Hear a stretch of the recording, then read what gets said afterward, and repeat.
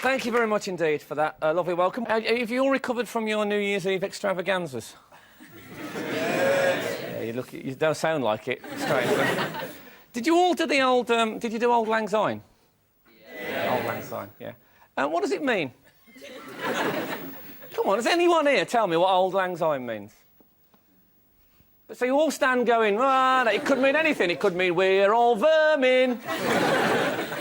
Don't know what it means. Well, I don't. Do you know who wrote it? It's good that the special schools are still putting on outings.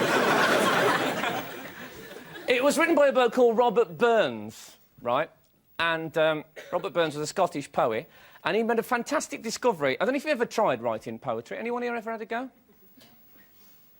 No. What a surprise that was. But the difficult thing about writing poetry is finding a word that rhymes with the previous one. That's very tricky. So Robert Burns came up with this idea of just making up anything. Just say anything, right? So a Robert Burns poem goes, I crickle doon a reeky creek and saw a loogie smiling like a sneak. Nice. Did this publisher used to get... Well, didn't they turn up at the publishers and the publisher would say, get Rob on the phone, will you? Rob, got the poems, lovely, don't actually mean anything. Aren't they just noises? And put it in brackets. Doesn't make them good, right? And old Robert got very angry. Robert would write back and say, well, I've never been so grieved in all me broog. We was livid. Absolutely livid. Have you ever been to a Burns night? You have been to a Burns night. Well, you know the bit when the haggis comes out, right? There's a poem about the haggis that Robert Burns wrote. And it's called something like Oh Haggis. Right? I think Neil Sedaka did a cover version. Obviously, he dabbled the lyrics a bit. And it sort of goes, oh, haggis, you creak it bleegy like a smeeg. People applaud, then they eat it. Now, I've been to about 4 of these. I've never heard the same poem twice. No one knows the words. They just say anything. Because they know, who's going to know? Just go... I saw one in Birmingham. The haggis came out, and a bloke went, oh, haggis, you fat bastard.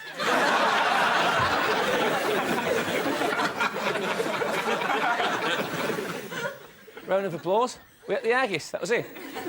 Now, if you look at the lyrics, because I know you never get on to the other verse of Auld Lang Syne, but the last verse of Auld Lang Syne, you can check this, I'll show it to someone for evidence in a minute. The last verse goes, and there's a hand, my trusty fear, and gi's a hand o' thine, we'll tack a right good willy wart. Can you get a right good willy wart?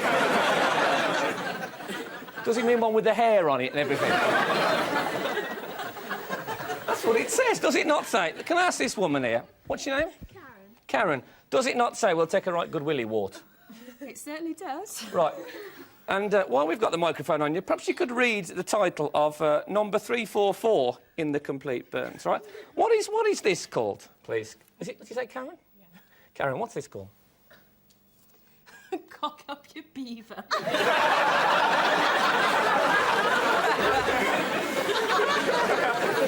Delivered with a bit of a chuckle. I love that. That's what it's called, cock up your beaver. Honestly, and, or as you said, cock up. That's what it's called, and it's all about being... Apparently, it sounds a bit rude, I know, but isn't, right? A beaver was like a fur hat that they used to wear in Scotland, right? And cock up your beaver means just push your fur hat back a bit. Sounds ruder than cock up your beaver when you say like that. Just gently misplace your fur hat. And what it means is if you're feeling a bit depressed, a bit groog or sneaky, just push your hat back and everything's fine. Try it. You've got a hat on, mate. Would you like to? Yeah, that's good. Hasn't that cheered you up, Patrick? You have, you're bright like a little star. So remember that if you're at home and you've got maybe clinical depression or, you know, and things are looking... You're home and you're suffering a bit, just slight adjustment to the headgear, nothing too serious, and you just feel fantastic. I'd recommend that. So it sort of goes, the poem goes, when you're feeling brie and a wee bit snoog, cock up your beaver.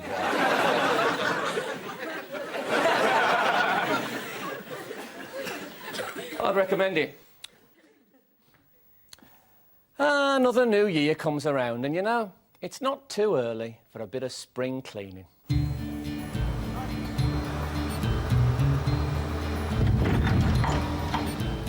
Chuck out the chimps, go on, do it today. Scrape up that ape and then throw him away. He drinks like a wino and dumps on the lino. Pick up something chunky and splatter that monkey.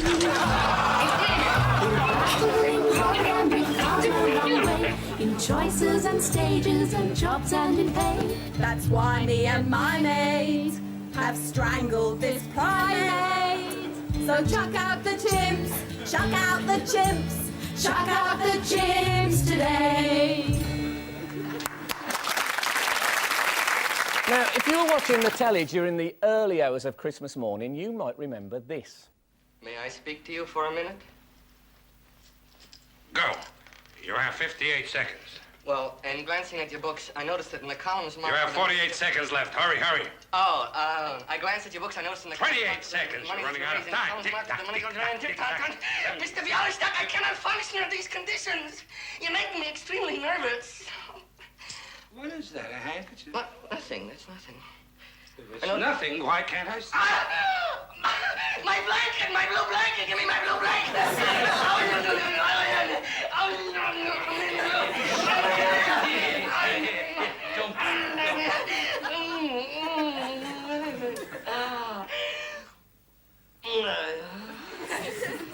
I'm sorry. I don't like people touching my blue blanket. Well, I hope he's a bit less nervous tonight, ladies and gentlemen. Gene Wilder.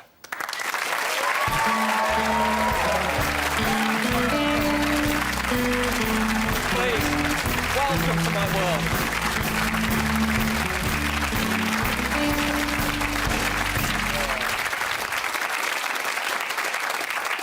Don't ask me to do that again. No, OK. It was 30 years ago, that clip, I noticed. Gosh. Did you watch it when it was on over Christmas? I don't like watching myself. That's odd. I love watching myself. I do. I tell you what's embarrassing. If I watch with friends, I really laugh at me. It's true, I own up. Do you know, you must have to go to premieres and stuff. No. I usually see them once, but whenever I watch it again, I say, I thought it was going to be better than that. Maybe 10 years later, I'll say that little bit wasn't bad. Like, I like that, what I just saw. That was good. Thank God we chose that bit. Yeah, that was good. Do you regard yourself as a comedian or an actor? No, I used to want to be a comedian when I was 11, 12, 13, 14.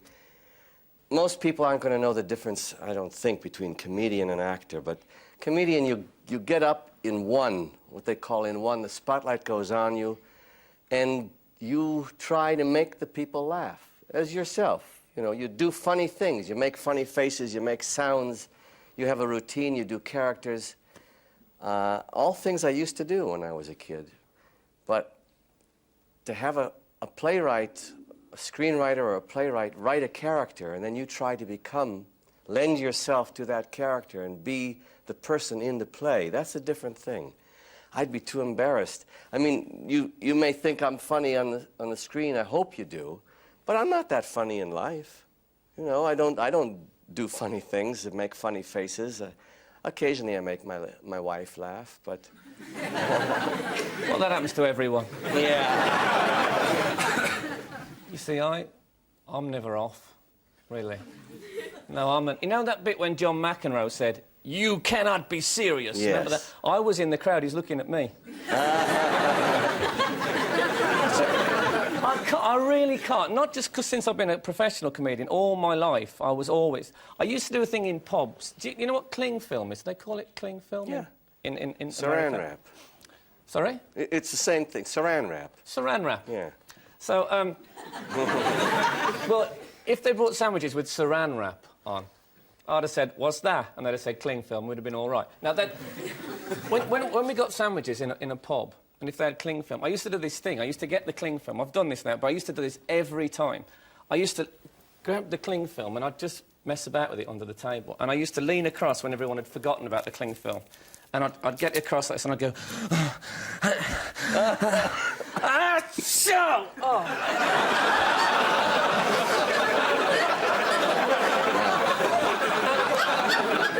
This is a comedian. Some people would laugh, some people would be sick. But as long as I've got a reaction, and I've always been like that, and it's slightly pathetic, I know, but I like a bit of a laugh. Whereas actors, I find, tend to be, you know, as you say, if they're going to do a funny thing, they go on and they're funny, and bang, they come off and they're serious. And You could be both. You think? Do you know why? Because you're calm. The most important thing for screen acting is to be calm, relaxed. The greatest are relaxed. They may yell and scream and get excited in a scene, but they're calm inside. But most comedians are not calm. They're hyper all the time. That's why they don't make good actors.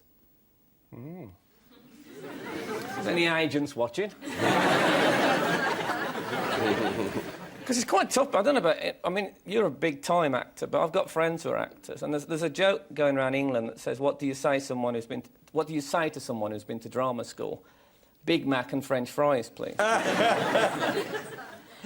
Whereas, if you're a comedian, I think you can be one all the time. You know, there's lots of people at home who've never been on stage who are comedians. You know, I used to work out little routines for the pub, and what a sad character I am. I did. It never ended. I'll do another one. This is just for you. This is the. Thank you. This is the Vic inhaler. You know these things? Yeah, sure. Well, these are fantastic. Let's just wipe that. And I'd have one of these in the pub, and I'd say, right, elephant impression, elephant impression. Oh, no, here come those ivory hunters again. Whatever was around me, you see? Like a Chinese chef, I used everything. So it fascinates me that you say that, because I always imagine that you, at home, were doing things like, you know, the blue blanket and all that, just to amuse people. No. You worked with Woody Allen, didn't you? What's he like? Is he funny about the house? Well, I tell you, I did everything you always wanted to know about sex, but were afraid to ask with him. And he said 4 things to me during the whole filming. About 11 o'clock in the morning, he would say, did they get you coffee or tea or something? I said, oh, yeah, thank you. Then about 1, they said, do you know where to go to lunch? Did they tell you where to go to lunch? I said, yeah, thank you. 3:34, they said, somebody get you tea or coffee? I said, yes, thanks. And he'd say, at 6, well, I'll see you tomorrow. The only other thing he's... Honestly, this was the only direction he gave. He was the director, wasn't he? He was the director. Not catering. However, the only other thing he said to me was startling. He said, oh, by the way, if you don't like any of these lines, change them to what you feel comfortable saying. I said, wait a minute. This is too big. What does this mean? And I realized afterwards that he wasn't concerned with what words I used. He was concerned with the events that he had written, the funny things he had written, not the funny lines he'd written. But falling in love with a sheep was a huge event. He wanted to make that believable. If I could do it by saying my lines instead of his lines, he didn't care. He had no ego that way. But he wanted to make sure that the event he wrote came across. If you have a wonderful script, like Mel wrote The Producers, the one that you just showed, no lines were changed in that. Now, that was a hit sort of all over, wasn't it? It was a flop. Was it? Yeah. It was I meant it was a flop. Yeah. It was an artistic hit, and it was a commercial flop, because the producers, Joseph E. Levine was the producer, the distributor, they call it, and he had The Graduate with Dustin Hoffman and Anne Bancroft coming off at the same time, and he put all of his money into The Graduate. So he made a few quick dollars off of the producers and then closed it and sold it to TV. Then it became this great cult film, an artistic success. But you can't reissue it after it's been out on TV again. You can't reissue it first run. So commercially, it wasn't a hit at all. Neither was Willy Wonka. Really? No. Now they're having a 25th year reunion. You know, it's reissued everywhere. But when it first came out, it wasn't a hit. Gene, you've really upset me. I'm trying to encourage you. Oh, good. Thank you. What, you mean this is a flop? No. No. This is an artistic success. God bless you. Isn't it frustrating? Have you ever thought of a joke and you thought, this is a really good joke, but it's a bit clever, no one will get it? And so left it out? I don't think of jokes. Oh, come on. If you wrote Young Frankenstein, you must think of jokes. No, I don't. I'm terrible with jokes. I can think of funny lines, but not jokes. I don't remember jokes. I'm not a good joke teller. Honestly, I'm not. Can I tell you the best joke ever? It's not mine. Sure. You'll love this joke, Yeah. I predict. You mightn't have heard it, but you'd have forgotten it, thank God. I could tell you jokes all night. I could start repeating them after an hour. You could. An aardvark. It's funny already. Yeah. It's funny if you know what an aardvark is. People in the audience are already thinking, he's lost me. An aardvark walks into a pub and the barman says, why the long face? That's good. It's great. But what worries me about that joke is people don't know what an aardvark is. So you end up, you have to say, right, this aardvark, an aardvark, I don't know if you know, is an animal with quite a long face. Went into a pub and the barman said, why the long face? Still went quite well with this audience, but often that'll kill it. Anyway, you don't want to hear me go on and on. This is a clip from a series called Hello, Hello, which is a big hit in Britain, right? And this, to me, quintessentially, is British comedy. Watch this. Well, now that we are together, let me do something to make you feel warm and wonderful.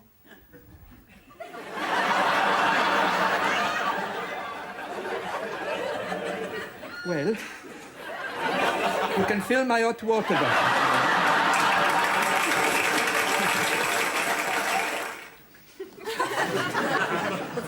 What do you think? Got a laugh. Not from you, though. Oh, I smiled inside. I hate that. If there's one thing I hate in an audience, it's people smiling. Because I think at home, people think I'm dying here, and they're just going... I want to hear it, I think. Now, that, to me... I'm not getting at you for this. No. That, to me, has got everything about British. It's got an ugly old man with a beautiful young woman, which you often get in British comedy. And then, when you think there's something sexual is going to happen, a hot water bottle comes out, which, again, is perfect. And also, I don't know if you could tell from that, but he's a comedy Frenchman. He does a French accent. And the whole thing is set in Nazi-occupied France, which gives it an added bit of humour, obviously. I see. I didn't know that. No. This is called Hello, Hello? But without the H's. Hello, hello. You see, to suggest Frenchness. I see. Well, they haven't just thrown this together. No.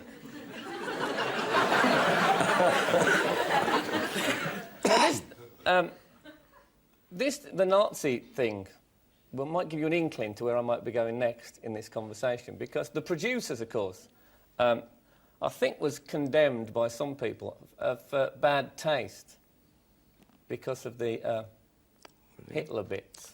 Really? Yeah. That was the best part about it. Well, I thought so. But I like bad taste.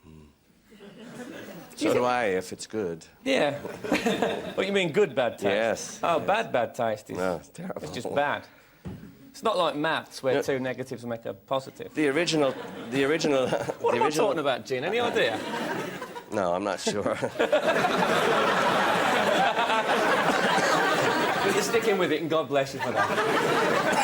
But, well, anyway, if we opened a bad taste museum, this surely would have to be one of the chief exhibits. Here it is.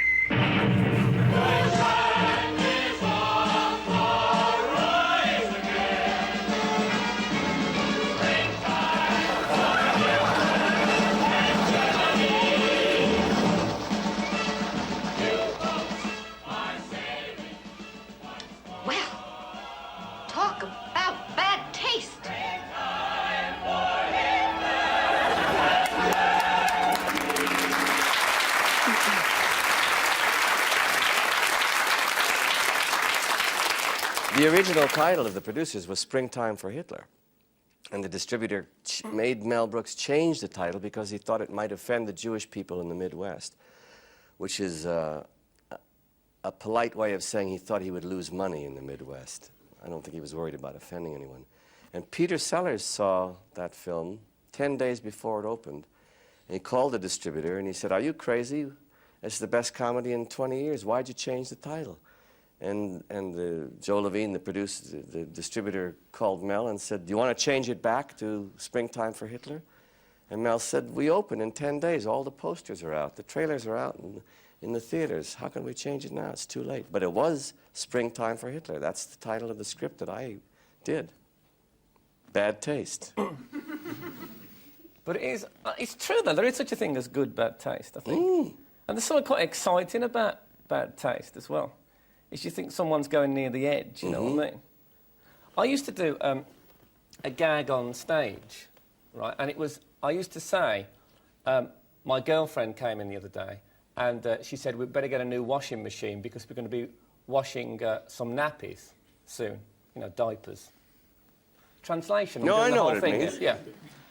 And the people used to applaud. "Oh, you know, nappies, how lovely." And then I used to say, "Turns out her arse muscles are packing up."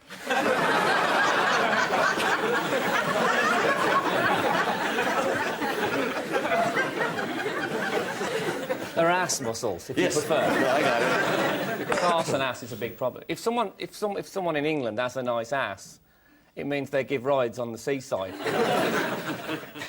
Could be true in America, of course. It's not.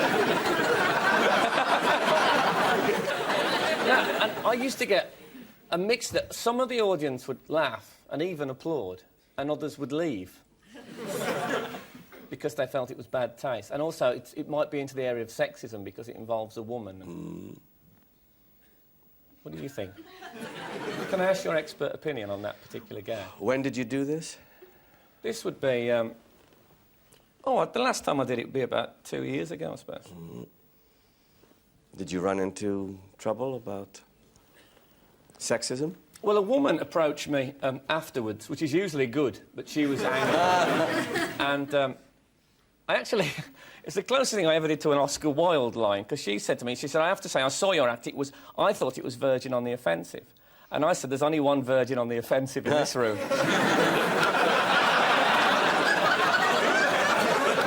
And... No, because if she's watching, she'll be livid. That insult's getting applause 2 years later.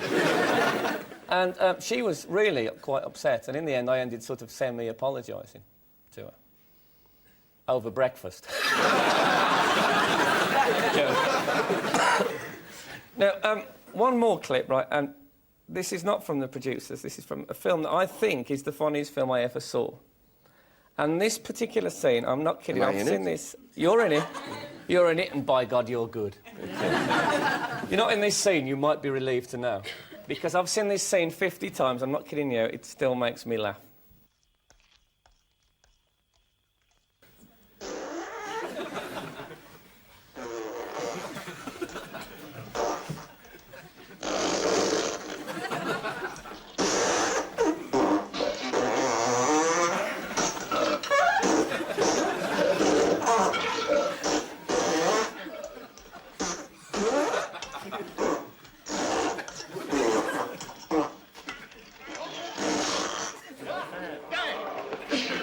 How about some more beans, Mr. Taggart? I'd say you've had enough.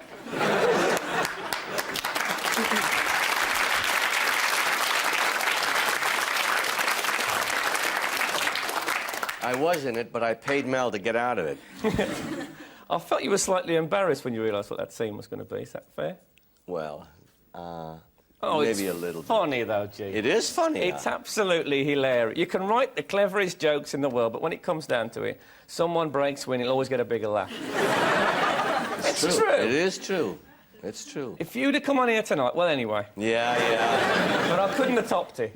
If you'd have just come on and broke in and said, "That's me, Don," people would have been talking about that for years. Yeah. Seriously. It's not too late. No.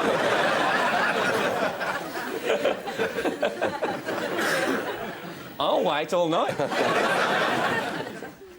It's not my settee. Now, you realise that wasn't really them doing it. Wasn't it? Oh. Well, that would have taken acting precision. God, I'd have had to train for years to be able to just... There used to be a man in France who made a living farting on stage, and he could fart to musical notes. His name was Le Pétomane. Well, it's true. No, I've heard of him. Yeah. We couldn't get him. No. His landlady said he'd gone off on holiday. No, there is one. There's a version. There's an English version, a man called Mr. Methane. This is true. Have you seen him? He comes on in a green lycra body stocking, and he does a very similar act. Not as tuneful. But honestly, very untuned. That's the terrible thing about it, is that they're not very precise. So he does... You know how much is that doggy in the window? Oh, He does that, right? And what happens is the crowd sing the how much is that doggy, and he does supposed to be the barking bit. But he does it really badly. So it sort of goes, how much is that doggy in the window? The one with the waggly tail. There's no uniformity, there's no tune. There's no class to it. No. He's all over the place with it. No disrespect to him if he's watching, but, you know, it would be hard to show him disrespect, really. What could you do to make him feel that his name has been blackened? No, it has been a joy to meet you, and I've been laughing at you for 30 years. And it's just been nice. Thanks for coming. Cheers. Thanks, Gene Waldell, ladies and gentlemen.